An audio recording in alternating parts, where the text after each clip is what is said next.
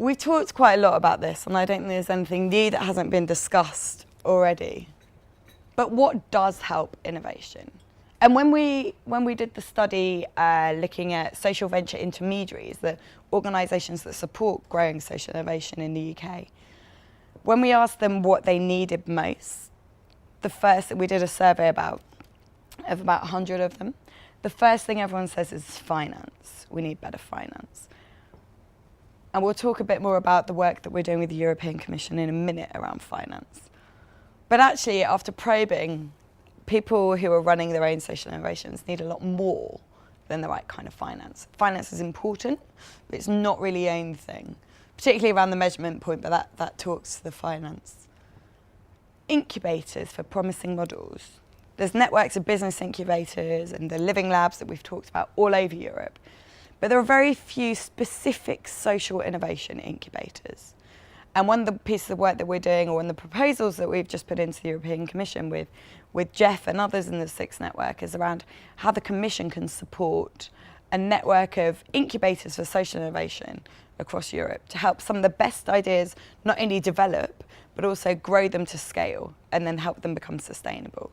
There is no space, or very few spaces, that allow that kind of growth and development to happen for social innovations. We talked a lot, or you talked a lot about users and citizens doing it, but we need to find effective ways of empowering them.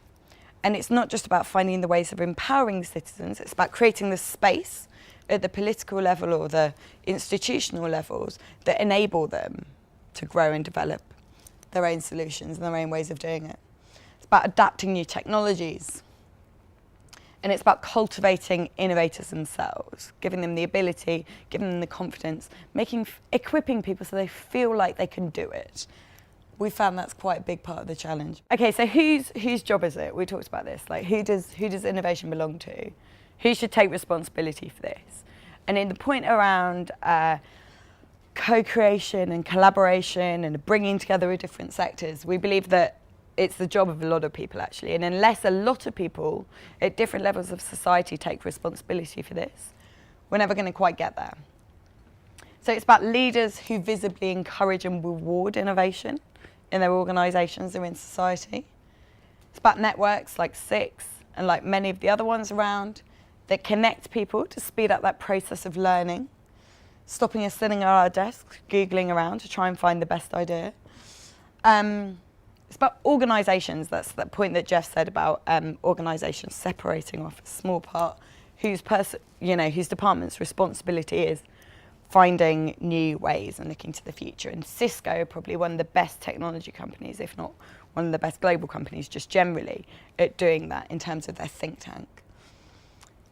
Service users can do that. People speaking out, people talking, people being vocal about what they need and what they don't need, what works for them, what doesn't.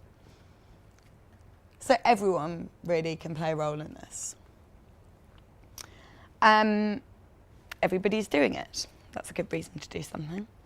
Jeff talked about this as well, but there are dozens of centres for social innovation that have been established over the world in the last 3 to 5 years, so very, very quickly. And they're all funded in very different ways.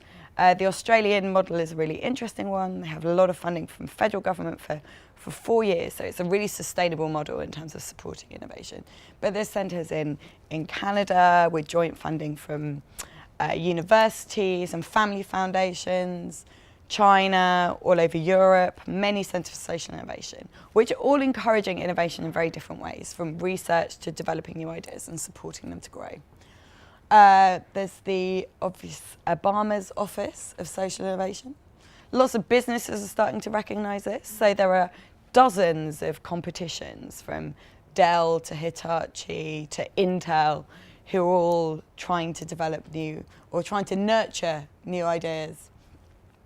And then international bodies, so European Commission, obviously we'll talk about, but the G8 summit at Deauville also recognised social innovation this year, which is exciting. I should say that, this is a very small part of what needs to happen, but it's an interesting, an exciting small part that wasn't there before.